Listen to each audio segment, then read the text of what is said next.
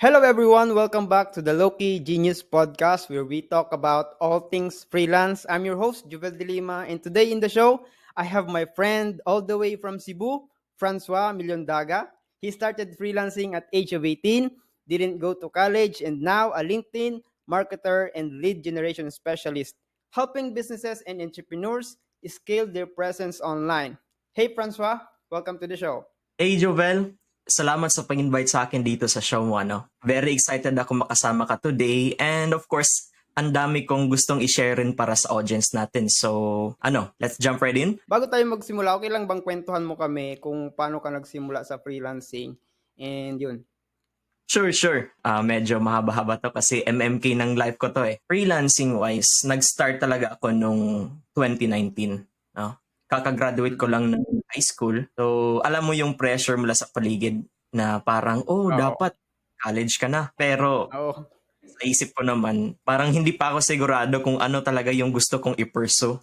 At ayoko ring parang mag-invest ng oras o pera sa bagay na hindi ko pa masyado fully naiintindihan. Senior high level lang yung highest educational attainment ko. Hindi na ako nag-pursue ng college. That's it. Freelancing-wise naman, na-expose na ako sa ganito kasi my tita has been in the industry since, let's say, 2010-ish. Kaya I was able to somehow grasp ang mga basics lang. Especially since nag-work rin ako sa kanya, nag-sideline ako. Kaya this path was obviously an option for me once na nakapag-graduate ako ng senior high school. So kumbaga, hindi ako parang like eureka moment like may ganito palang sa freelancing, ganyan ang mga opportunities. So ayan, naisip ko after college, hahanap rin naman ako ng trabaho might as well start as soon as possible. Kaya ayan, around 2019, doon pa talaga ako naging seryoso sa freelancing career ko. Na-mention mo yung sabi mo na senior high school lang yung natapos mo. Alam mo ba, wag mong sasabihin na lang anything na na-achieve mo. Alam mo kung bakit? Kasi para sa akin lang naman to Hindi, para sa akin, hindi naman kasi basihan kung ano yung natapos mo sa buhay. Hindi yun yung magdi-define kung ano yung magiging future mo. And, alam mo yon yung tipong, marami ang tao kasi nagsasabi na kung hindi ka nakapag-graduate, baka ganito lang yung mangyari sa'yo, kawawa ka naman, kasi ganyan. Alam mo, kanina nagkwentuhan kami ng partner ko and may napag-usapan kami tungkol sa ganyan na bagay. And isa dun sa advice ko, it's not about kung ano yung natapos mo, tama. It's about ano yung gagawin mo sa buhay mo para matupad mo yung pangarap mo. Kasi iba-iba naman yung path natin, di ba? May kanya-kanya naman tayo ways para ma-achieve natin yung pangarap natin. Maybe sa ibang tao is education is their path para makuha nilang pangarap nila. Maybe sa atin hindi. Tama? Ano yung masasabi mo doon? Agree. No comment at all. Hindi. Kidding aside, tama naman. Medyo mali lang yung term na ginamit ko sa lang. Kasi of course, hindi naman sa minamaliit ko yung mga katulad ko na or katulad natin na ganyan yung kumbaga kinuha na na parang option in life. Tama. Iba't iba naman yung natin yung mga goals natin and then of course mga na-open na mga opportunities. Kaya of course, tama. Iba-iba naman ang gusto natin sa buhay and iba-iba din yung path na gusto natin tahakin. Ibig sabihin, kung ano yung pwedeng mag-work sa atin, hindi naman pwede mag-work din sa kanila. It depends na lang kung paano natin ililive talaga yung buhay natin, di ba? Totoo. Yun. Yan. Alam mo, bata ka pa nag-start, ano ba yung mga challenges na na-experience mo sa pag-freelance? Number one, syempre sa pag-apply. And syempre sa mga task, paano mo siya ginagawa? Syempre, wala ka pa masyadong experience. Paano mo siya na-handle? Sa totoo lang, speaking of challenges, napakarami talaga.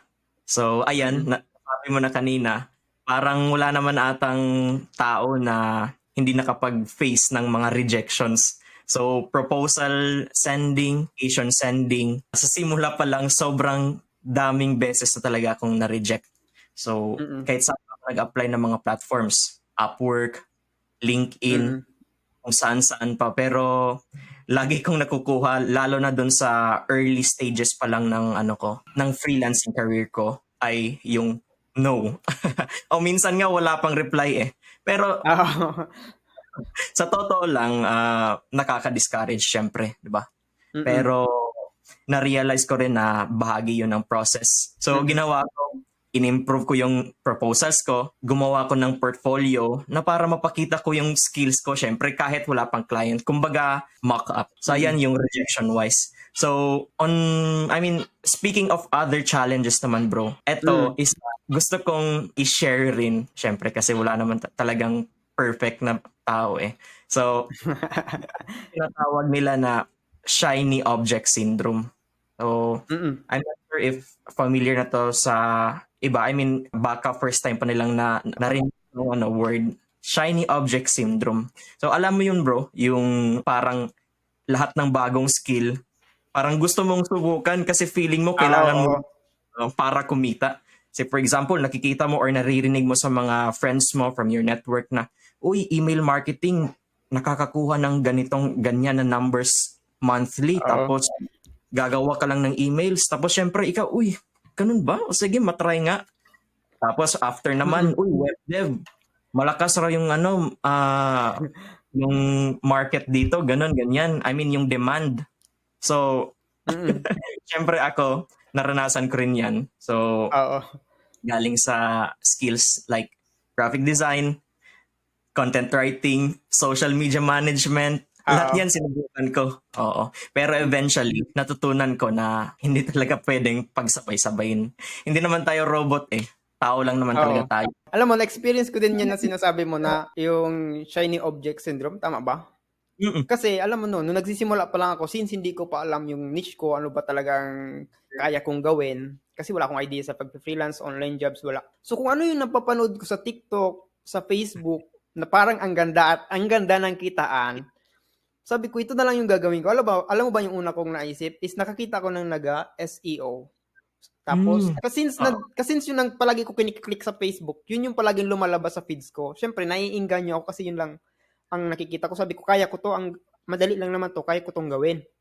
So, pinag-aralan ko hanggang may nakita naman akong ibang niche hanggang sa pumasok naman ako sa video editing. Sabi ko, mas kaya ko to sa video editing kaysa sa SEO kasi hindi mas komplikado. Hanggang sa inaaral ko naman ng video editing, pinupurso ko naman siya, nag-a-apply naman ako about sa video editing hanggang sa wala pala akong alam pagdating sa mga video editing softwares.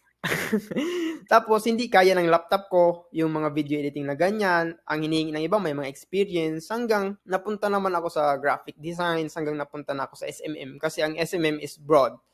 Yun, Bro, hanggang doon na ako nag-start.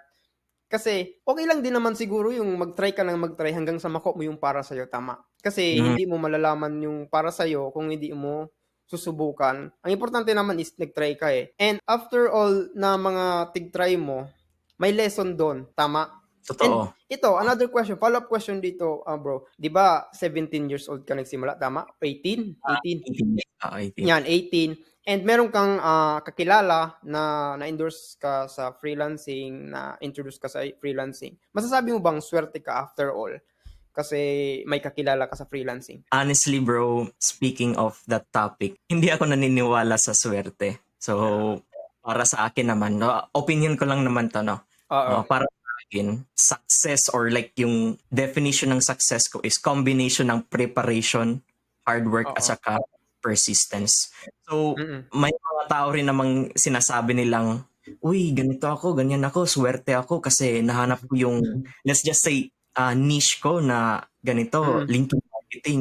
Pero para sa akin naman, kung hindi ko kung hindi ako nag-effort na pag-aralan to at syempre Oo, i-build yung tama. na meron ako, walang mangyayari kahit anong swerte, kumbaga.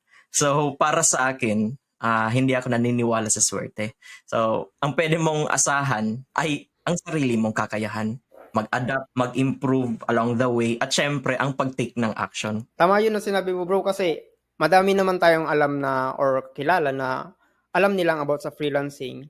Iba years, months, alam nila yung freelancing but still they did not, prosper sa pag-freelance. Mm. Kasi Hindi it takes talaga lakas ng loob, patience, and grabing tiyaga. Kasi hindi naman, marami kasi nagsasabi, ay, ang swerte mo naman kasi ang ganda ng trabaho mo. Swerte mo kasi sa bahay ka lang nagwo-work. Pero behind that, they never know ano yung hustle na ginawa mo para magkaroon ka ng work na ganyan? Ano ba yung preparation na ginawa mo para magkaroon ka ng ganyang klaseng work, 'di ba? Kaya yun, minsan na papansin ko din, na experience ko din na ang tingin ng ibang tao sa akin na, wow, ang swerte mo naman kasi ang ganda ng work mo, ang dali lang ng work mo, 'di ba? Masasabi mo bang madali lang yung work natin as an online porke nasa bahay tayo? Walang madali nga work. So, Oo. let's just say para sa akin, easy money is from illegal doings. Tama. Yung sinasabing swerte, pwede kasing maniwala ako sa swerte, dalawang klase yan, eh. Number 1 is either kung manalo ka sa loto, pwede kitang tawagin na swerte. Pangalawa, ang swerte kasi lumalapit siya sa taong sinasamahan ng hard work. Malapit sa'yo ang swerte kapag masipag ka, may tiyaga ka, pinupursige mo yung dapat ang gusto mong gawin kasi whatever na gusto mong gawin, kapag sinabayan mo ng sipag at tiyaga, lalapit at lalapit sa'yo yung swerte, wala kang magagawa dyan. Tama? Mm. Yun, kasi alam mo yun, yung tipong may mga tao kasi na umasa sa swerte and hindi nila sinasabayan ng tiyaga and persistency. Tama ba yun? So ano yung magiging advice mo sa mga freelance na ngayon naghahanap ng work? Halimbawa, months na, years na, until now, naghahanap sila ng work. Ano yung maa-advise mo sa kanila? Doon naman sa mga, especially doon sa mga aspiring or yung nakapag-start na talaga, let's just say mga new ones, dalawang bagay akong gustong i-share. Lalo na sa kailangan talaga. Hindi to wants, kailangan. So isa dito is ang growth mindset. So, ano yung growth mindset? Kailangan nating tanggapin na hindi tayo magiging expert kaagad. So syempre, pag malalaman natin na, or let's just say makikita natin lalo na sa social media na, uy, ganito yung kinukuha niya every month, 100,000 or 6 digits every month. Tapos syempre tayo, once na mag-try tayo ng ganito, ganyan na mga paraan, ba't di ko nakuha? Siya, nagawa niya ang ganyan, pero ako, Oo. hindi ko naman nagawa. So parang dinadown na kagad natin yung sarili natin, no? Oo, So, tama. okay lang naman magkamali. Okay lang naman Okay. magkamali. Matuto ka, no? So, every mistake is a lesson, kumbaga. Tama, So, tama. huwag kang matakot mag-try kahit hindi ka pa sobrang confident. Yan nga yung na-mention mo earlier, di ba? So, yung sa part na related dun sa shiny object syndrome na wala namang mali na mag-try ng iba't ibang klaseng skills as long as natuto ka. As long as may nakuha kang lessons, experience dun. So, mag-try ka kahit hindi ka pa sobrang confident. I'm not sure if Tama. narinig mo na tong meme na sa way back from the years. A wise Ano man yun? once said, basta ang alam mo lang, goal mo, focus. Ayan, si Rendon. Si Rendon, oo. Ayan yung sabi. So, basta dyan lang na statement, no? First yung growth mindset. Yung kalawa is, dapat talagang may consistency at saka yung pasensya. So, need mo talaga ng ganyan dito, lalo na sa larangan na freelancing, especially since stability-wise ng financial mo dito, kapag freelancer ka, syempre independent contractor. So, wala kang fixed na kita compared doon sa if employee ka. So, lalo na sa simula, lalo na talaga sa simula. So, may mga buwan na walang clients, kaya importante ang budgeting, paghahanap ng multiple sources of income, yung hindi lang mag-aasa ka sa sa iisang client lang. So dito rin papasok yung importance ng ng pagbuo ng ating strong relationships kumbaga sa clients natin. So balikan natin yung consistency and patience, no? Hindi talaga matatawag na may overnight success dito sa freelancing. Oo. So may mga buwan na parang walang nangyayari, pero kung consistent ka talaga sa paggawa ng tama, mag-apply kahit na ilang rejections mo na yan, mag-apply, mag-aral, mag-upskill, at syempre pag network, tamang network lang talaga sa mga tao, no? Hindi naman yung network na, uy, may work ka dyan, baka pwede mo kung yung ganyan, no? So, Oo. bubunga rin yun eventually. Agree ako dun sa sinabi mo na dapat focus ka sa goal mo, di ba? Pero dagdagan ko lang, kapag mayroon kang ina-achieve, kapag mayroon kang goal, may kalakip yan na sa'yo. Parang if you go here and you are here, you have to level up your skills also para ma-achieve mo yung goals na yun. Kasi minsan, meron tayong mga ina-achieve na bagay pero hindi tayo naka-align. Tama, yung skills natin hindi naka-align sa bagay na yon. Halimbawa, gusto natin magkaroon ng work, magkaroon ng client sa SMM. But kapag focus na focus tayo sa goal natin, pwede tayong ma-burnout, pwede tayong mawala yung yung patience mo mawala and all. It's because hindi mo wino-work out yung skills mo para ma-align ka sa bagay na gusto mo. Minsan yun din ang malaking factor na kailangan natin tingnan sa mga para sa mga gusto magkaroon ng work sa pag-freelance. Dapat i-align mo yung sarili mo sa bagay na gusto mo. Kasi kapag nasa alignment ka ng bagay na gusto mo, magiging madali na lang yung mga bagay-bagay, tama. Oo. Kasi you have a goal and you are here. Nasa alignment ka. Kahit anong gawin mo, makukuha mo yung bagay mo yun. Kasi you have the skills, you have the mindset, you have the strategy and everything that you need. Makukuha mo yun, tama? Totoo. Yun. So, yun lang naman ang madadagdag ko doon. And I'm very agree na if you have a goal, sabayan mo ng upskill, sinabi mo, mag-upskill ka, makukuha mo yun. Oo, eventually. Although, somehow sa iba, magkaiba naman yung efforts na may lalaan natin, syempre. So, it's not a good thing na i-compare mo yung yung nagawa mo compared dun sa iba. Kasi hindi rin natin alam yung tama. behind the scenes na kung magfo-focus lang tayo dun sa yung makikita natin dun sa social media. Let's say, for example, sa isang tao, palagi siyang nag-share ng wins niya. Ganito, may ganito akong client. Naka-build ako ng agency ng 6 months in pa lang ako sa freelancing. Pero once na i-compare mo yung sarili mo, like for example, ako 2 years na ako nag-freelance pero ba't parang stagnant pa rin yung growth ko? So, dyan rin papasok somehow yung imposter syndrome. So, X yan. wag ka dyan. Huwag mong i-compare yung sarili mo sa iba. Oo, maling-mali yun kasi hindi mo naman alam yung pinagdaanan ng ibang tao sa experience mo. Kasi minsan yung iba di mo alam, nag-aral sila ng course, nanood sila ng maraming video, nag-fail sila ng nag-fail, nasin sila ng nasin ng mga clients nila na ina-applyan, no? Hindi natin alam. So, more on, mag-focus na lang tayo sa ginagawa natin kasi ang pagko-compare ng sarili natin sa ibang tao, minsan sinasabi natin, mas maganda pa yung mga post ko sa kanya, parang mas magaling pa ako sa kanya, pero bakit siya meron, bakit ako wala? So, kapag nakafocus tayo sa ganun na bagay, parang naiiba kasi yung natin yung path natin, at the same time, yung isip natin, na parang nawawala tayo sa focus. Na, imbis na ituon na lang yung oras natin sa paghahanap ng clients, pag-improve ng skills natin, doon na lang tayo nagfo-focus, na nagkukos ng anxiety and also pagka-burnout. Big check. So yun, alam mo, 5 years ka nang nag-freelance, tama? Simula 18 ng 2020, 23 ka na ngayon. So, 5 years. Ano yung biggest lesson mo na ma-share mo sa amin sa pag-freelance? Parang pang Miss Universe na question, bro. Oo. Biggest, pinaka-importanting lesson para sa akin is, ang natutunan ko, lalo na from the years na nag-freelance ko, is clarity is power. Ano yung meaning ng clarity is power? So kapag malinaw yung ano yung gusto mong i-offer at kung sino yung gusto mong tulungan, mas madaling mag-focus. So clarity is power. Nung una kasi gusto kong gawin lahat, pero na-realize ko talaga na ang strength ko dito yung kumbaga forte ko talaga, yung LinkedIn marketing. At nag-double down ako sa efforts doon.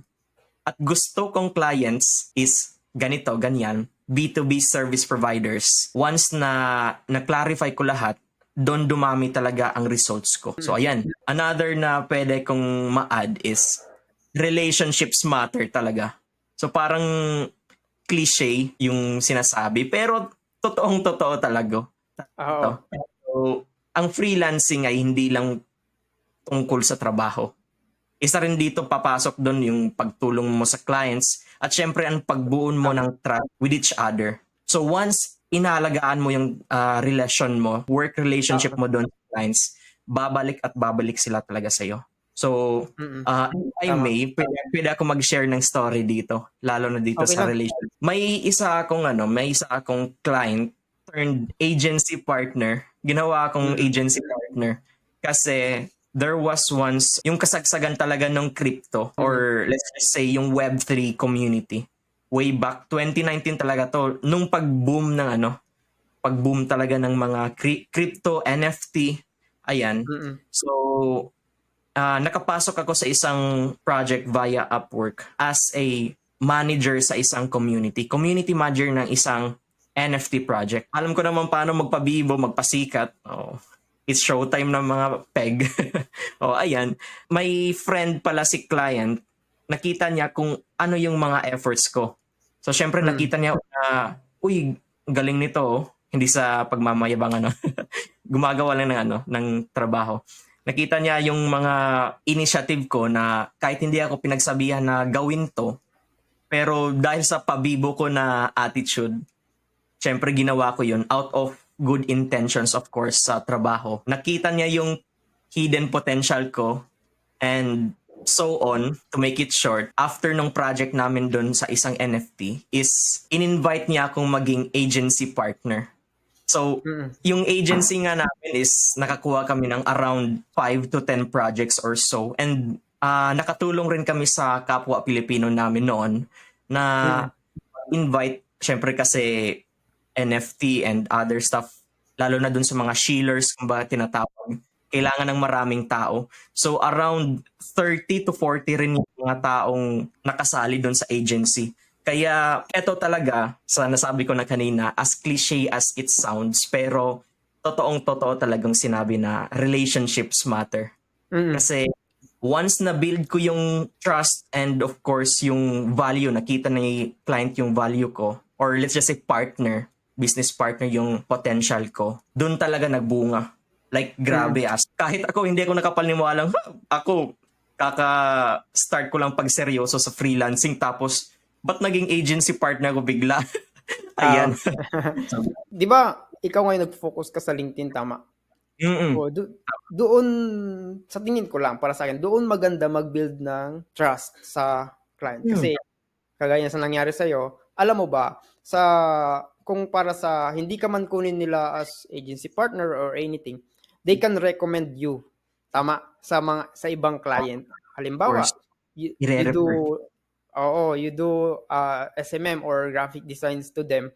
Kapag nagustuhan nila yung work mo, nakapag-build ka ng trust, and nagustuhan ka nila, kapag may kakilala sila na need din ng in-offer mo ng service mo, ikaw yung unang-una nilang papasok sa isip nila na ire-recommend, tama? So ganun kaganda yung yung trust na sinasabi mo. Kumbaga ikaw yung magiging top of mind nila. Uy, Oo, may tama.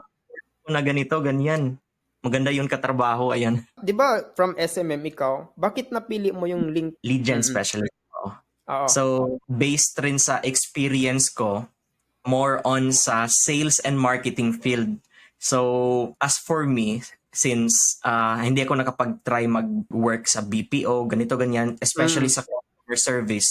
Pero, there were times rin kasi na parang nafe-feel ko na parang gusto kong itry yung ganyan na setup. Like, especially doon sa customer service. Mm. Kaso, andito na tayo sa sa freelancing na career path. So, medyo aligned rin naman siya sa customer service kumbaga na Mm. aligned rin sa gusto ko, sa passion ko, which is marketing. Although self-taught lang naman ako lahat. Nag-niche down ako from social media management na very Oo. broad Oo. into LinkedIn marketing. Kasi doon ko talaga nakita na napakaraming potential na maging opportunity doon sa platform mismo. Sayang nga lang kasi hindi pa masyado na-expose sa karamihan na ang dami palang ganon dito sa LinkedIn. Kaya Mm. andito ako ngayon, nagka-cloud chess dito sa LinkedIn. So, ayan. Para sa'yo, mare-recommend mo ba na as a beginner sa freelancing, mare-recommend mo ba na mag-create ng LinkedIn account and doon sila mag-prospecting, mag-build sila ng presence doon, mag-build sila ng trust, at the same time mag-grow sila ng connections? Ay, syempre, oo. Kasi LinkedIn is a platform na kumbaga social media rin naman siya pero it's more on for professionals talaga. So, Mm. kumbaga, mas focus siya dun sa mga job opportunities. Mm. So, up to you. Meron namang mga setup na by contracts, freelance ka, or kahit sa corporate, andun naman, if yun yung preference mo, part-time, full-time, it's really up to you kung paano mo mahahanap. Pero if LinkedIn yung topic natin, andun talaga yung jobs. Mm. Kahit kung gusto mo lang is mag-apply, pwedeng-pwede talaga dun. Mm. Puwede mo ba kami bigyan ng konting tip? Konting tip lang. Halimbawa ako as beginner, paano ako magsisimula sa LinkedIn para makapag-connect and makapag-build ako ng trust or connections kahit hindi pa makapaghanap ng client? At least, magkaroon ako ng presence sa LinkedIn. Sure, sure. Lalo na, ito yung binibigay ko sa most of my consultation calls. So, Mm. if isa ka sa interested mag-try doon sa LinkedIn, isa sa first talaga na may re-recommend ko is i-optimize mo muna yung profile mo. Kasi if mag-double down ka or if ilalagay mo lahat yung efforts mo dun sa pag-apply, apply ka ng apply or magre-reach out ka dun sa mga potential na clients mo, pero yung profile mo, di man nga lang na di man nga lang na optimize, like Optimize. oh, hindi masyado kagandahan yung yung profile picture mo, or di mo man lang nabigyan ng time, nalaanan ng time na isusulat mo yung yung mga services na In-offer mo. oo, Mm. tama. Or maybe kahit dun sa about section, Mm. kung paano mo matutulungan yung mga potential na clients mo. Mm. So, parang mahuhulog lang sa balewala yung efforts mo sa pag-outreach and pag-a-apply. Masasayang lang talaga. Oo. So, ayan, first talaga is profile optimization. Yun, so thank you so much dun, Alam mo madami ang matututo dun, and sa mga hindi pa ginagamit yung LinkedIn para makapaghanap ng work, isa sa mare-recommend ko din talaga as a freelancer din is LinkedIn, kasi yun ang isa sa mga best. Parang ano siya, parang nandun na, platform siya kung saan nandun na lahat na mga clients, dun nag-uusap-usap yung mga clients, dun ka makakapag-communicate. Alam niyo ba, nag-handle ako ng podcast, and isa sa mga naging guest ng client ko is nasa LinkedIn din siya, lead specialist kagaya mo. Sabi niya doon is ang LinkedIn ang isa sa pinaka main, social media ba siya? Tama, di ba? Mm. Social Yeah. media app na ginagamit ng mga CEOs, mga basta yung mga business owners. So sa LinkedIn sila most active. So kung Mm. naghanap ka ng client, syempre number one na hanapin mo ano ba yung ginagamit nila. Tama, para makapag-communicate ka sa kanila. And another thing na sinabi niya doon is sa LinkedIn most active sila mag-response. Mag-message ka sa kanila sa Facebook, hindi masyado, sa Instagram, sa Twitter, hindi masyado. Pero sa LinkedIn kapag nag-message ka sa kanila, malaki daw yung chance na magre-respond sila. Lalo na kapag maganda, very compelling yung copy mo, at the same time yung approach mo, and also yung siyempre, yung sinabi mo nga is na-optimize mo yung profile mo. Totoo. Oo. Yun. So, syempre, wag na natin isa-isahin yon. So, si Francois is nag-offer ng consultation para sa LinkedIn. Kung gusto mo mag-grow sa LinkedIn, mag-start sa LinkedIn, si Francois nag-offer. So, Francois, pwede mo bang explain sa amin service na in-offer mo para kung sino man makapanood nito is mag-reach out sa'yo? Sure. Oo. So, as of now, since medyo bago pa lang rin tong service offer ko na open my business sa pag-serve sa inyo na through consultation calls, lalo na if parang medyo in doubt ka pa if tama ba tong LinkedIn or ipupush ko ba yung LinkedIn na platform na mag client hunting, or maybe alam mong may potential sa LinkedIn pero nahihirapan ka paano magsimula. So, as for my consultation calls, very straightforward lang naman. Tutulungan kitang, syempre, pwede nating i-discuss. Isa talaga doon is yung pinaka-important, profile optimization. Kung ano pa yung mga kulang mo or anything na that I can suggest. And then, of course, yung process ng lead gen na ginagawa ko sa pag-outreach doon sa LinkedIn. Lahat yan, sinishare ko, no breaks. Lahat, all tea spilled. Oo. Yun, so ano ba siya? Paid or free? Para magkaroon din kami ng idea. Sure, oo.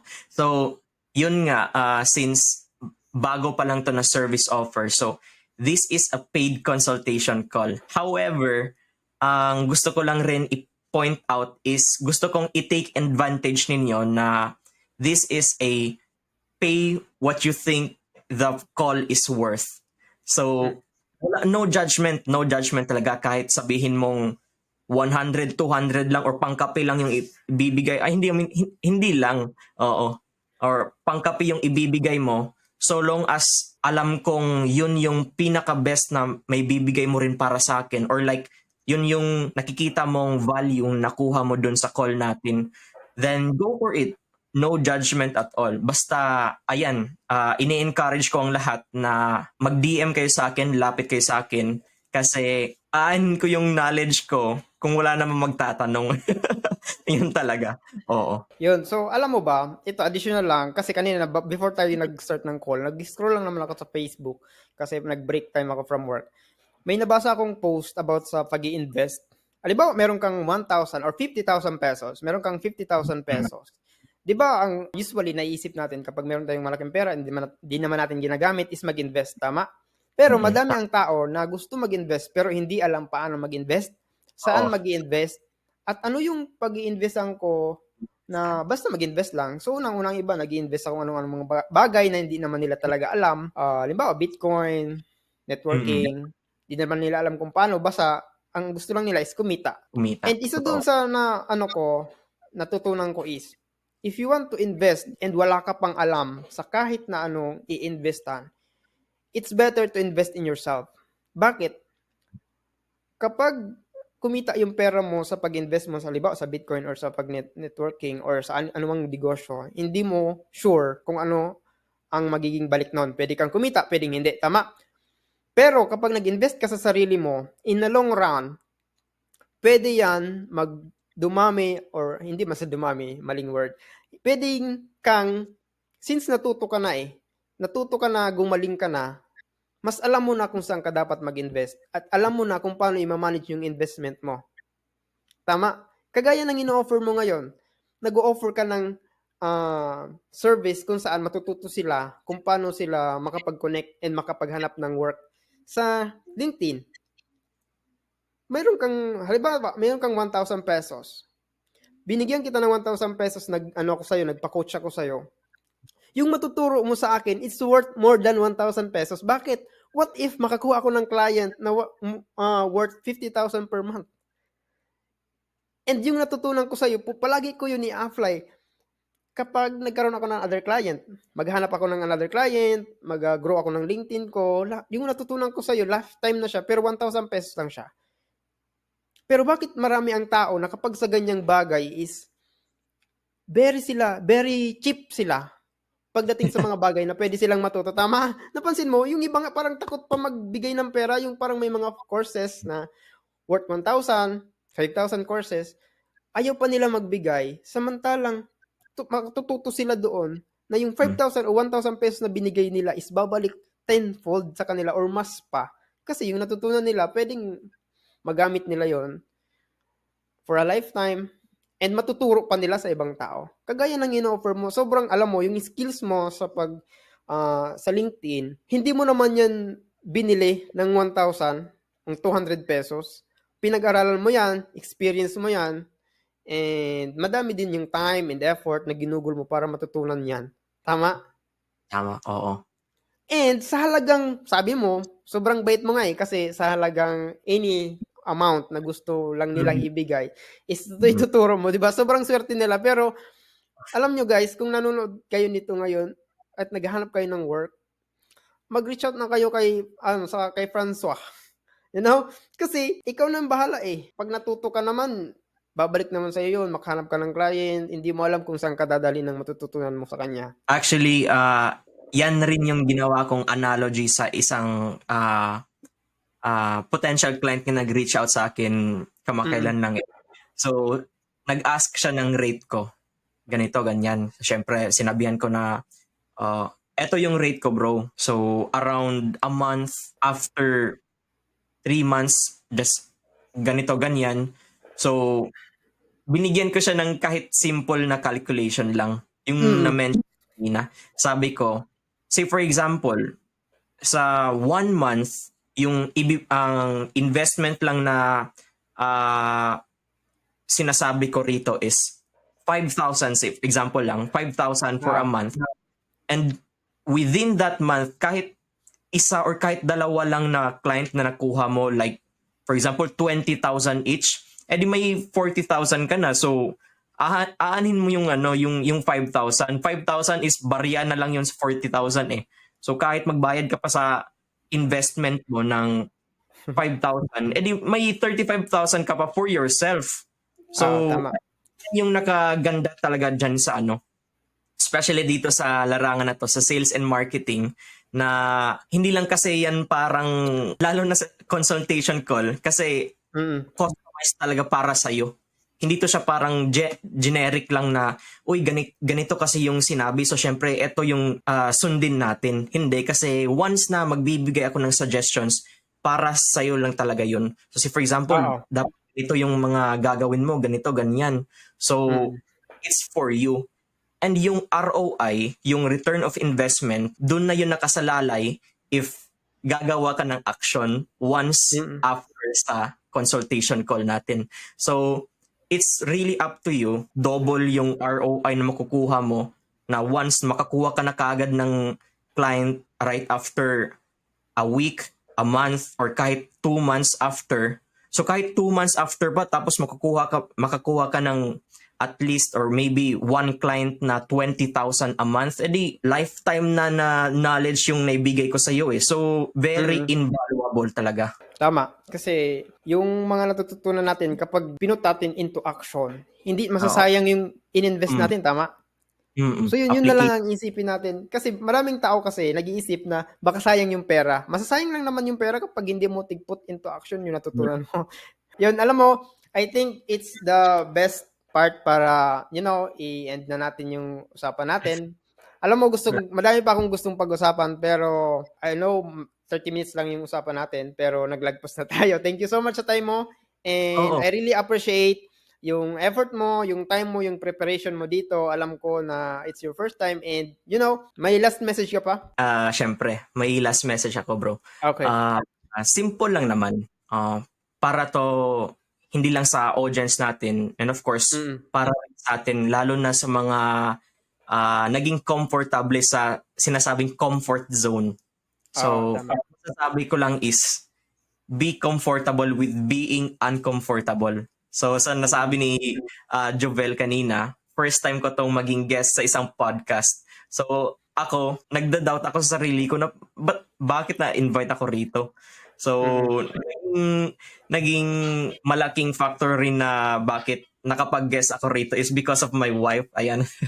Todo support na siya na, sige, go. Go ka. Mm. So, last na masasabi ko talaga is, huwag kang matakot magsimula.